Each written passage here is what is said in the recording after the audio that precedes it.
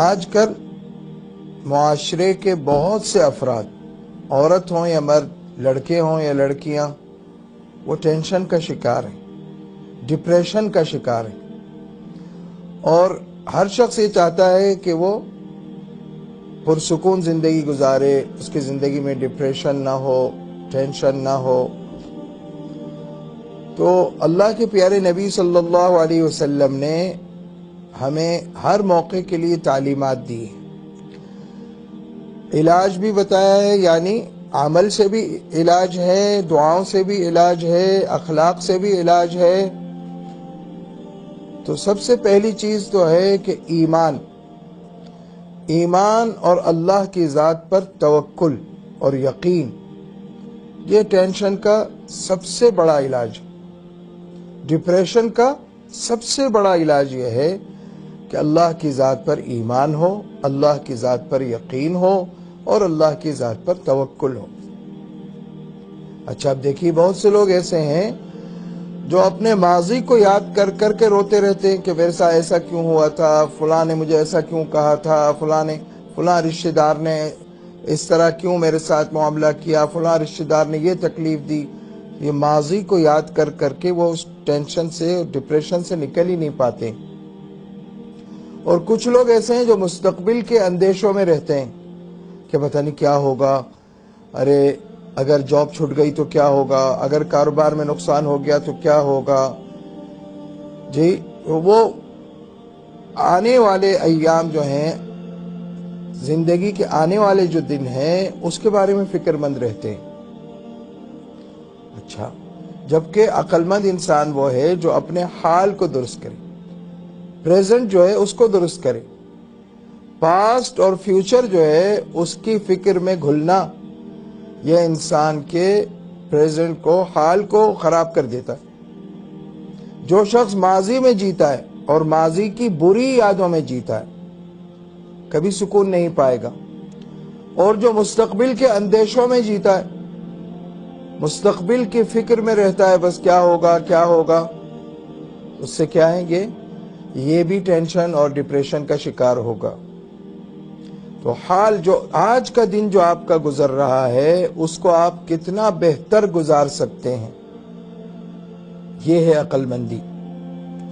آپ کے دن کی ابتدا ہوئی نماز فجر سے۔ اب آپ نے نماز فجر ادا کی نا، تو آپ کی 50% جو آپ کی، یعنی جو ڈپریشن تھا آپ کا 50% دور ہو گیا فجر کی نماز سے۔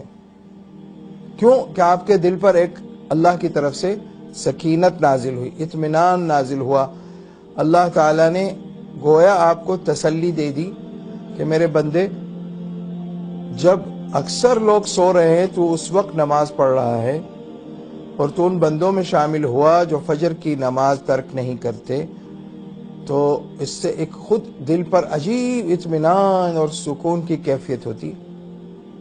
پھر اس کے بعد اب آگے چلیے، آپ نے صبح کے مسنون اذکار پڑھ لی، ان کے ذریعے آپ کی حفاظت ہو گئی، حاسدین کے شر سے بھی حفاظت ہو گئی، جنات اور جادو وغیرہ سے بھی حفاظت ہو گئی۔ آپ نے وہ اذکار پڑھ لیے، مسنون اذکار، ٹھیک ہے۔ اور پھر آگے چلیے، اب آپ یا تو آپ تاجر ہوں گے، بزنس مین ہوں گے، یا آپ ملازمت پیشہ ہوں گے، جاب کرتے ہوں گے، یا آپ اسٹوڈنٹ ہوں گے، یا آپ بے روزگار ہوں گے۔ یہی حالات ہیں نا دنیا کے۔ تو آپ اگر کاروباری ہیں، بزنس مین ہیں، تو آپ اپنے بزنس کو سچائی اور امانت داری کے ساتھ بڑھائیں، اللہ تعالیٰ کی طرف سے رحمتیں، برکتیں نازل ہوں گی۔ اگر آپ جاب کرتے ہیں تو اپنی جاب کو امانت داری کے ساتھ پورا وقت دیں، پوری توجہ دیں، اور رزق حلال کمانے کے لیے آپ جو آپ کی ذمہ داری ہے وہ پوری کریں۔ اچھا، پھر یہ بھی یاد رکھیں کہ تجارت ہو یا ملازمت ہو، دونوں میں جب نیت رزق حلال کمانے کی ہو اور حقوق اللہ، حقوق العباد ادا کرنے کی ہو، تو یہ دونوں چیزیں عبادت بن جاتی ہیں۔ اگر کوئی شخص 8 گھنٹے جاب کرتا ہے، 8 گھنٹے ڈیوٹی دیتا ہے تو اس کے یہ 8 گھنٹے عبادت میں لکھے جائیں گے، ثواب میں لکھے جائیں گے، جبکہ وہ رزق حلال کمانے کے لیے. کوئی شخص اپنے بچوں کے لیے، اپنے بیوی بچوں کے لیے، اپنے والدین کے لیے محنت کرتا ہے، کیونکہ مرد جو کماتا ہے نا، مرد کی جو کمائی ہے وہ اپنی ذات کے لیے تو بہت ہی کم ہوتی ہے، بیوی بچوں کے لیے، والدین کے لیے، بہن بھائیوں کے لیے، سب کے خرچے اس کے ذہن پر سوار ہوتے ہیں، ان سب کو. تو یہ اس کا پورا وقت عبادت میں لکھا جائے گا، ثواب میں لکھا جائے گا، جو وہ اپنی ذمہ داری کو پورا کرے.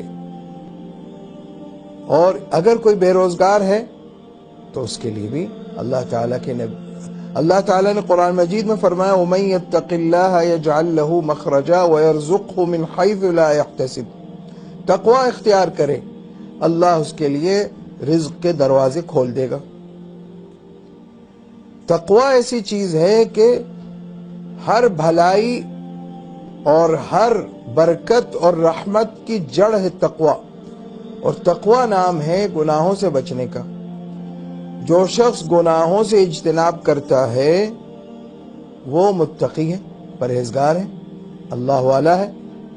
لوگ یہ سمجھتے ہیں کہ اللہ والا وہ ہے جس سے کوئی کشف و کرامات ظاہر ہوں، لیکن قرآن مجید سے ہمیں پتہ چلتا ہے کہ اللہ والے وہ ہیں جو تقوی والے ہیں، پرہیزگار ہیں.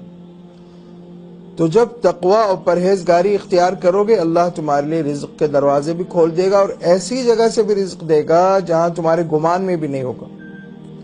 لیکن اللہ کے وعدوں پر یقین ہو تب نا. آج کا نوجوان ڈپریشن کا شکار اس لیے ہے کہ اس کو اللہ کے وعدوں پر ویسا یقین نہیں جو ہونا چاہیے.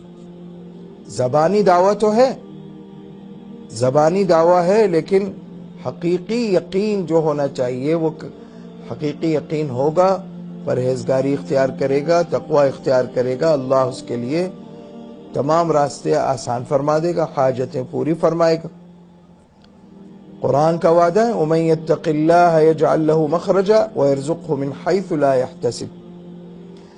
اور اس کے علاوہ ایک اور چیز ہے، اسباب، یعنی ڈپریشن دور کرنے کے اسباب. ایک سبب ہے کہ اپنے اچھے دوست، پرہیزگار، متقی، نمازی اور ہنس مکھ. یاد رکھیں، کوئی شخص نمازی ہو، دیندار ہو، لیکن ہنس مکھ نہ ہو، اس کے پاس بیٹھے تو منہ بسور کے بیٹھا رہے، ایسے آدمی سے ذرا کنارہ کش ہی رہنا بہتر ہے. ایسے دوستوں کے پاس بیٹھیے جو ہنس مکھ ہوں، جن کے پاس بیٹھ کر آپ کا غم بھی دور ہوگا.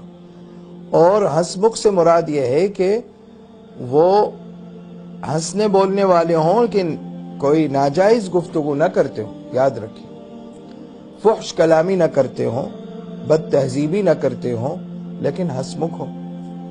حدود شریعت میں رہتے ہوئے مزاح بھی کریں گے اور دل جوئی بھی کریں گے، لیکن حدود شریعت سے تجاوز نہ ہو. تو یہ چند اسباب ہیں ڈپریشن دور کرنے کے جو میں نے بیان کیے. اللہ تعالی ہم سب کو سعادت دارین نصیب فرمائے. وآخر دعوانا الحمد للہ رب العالمین.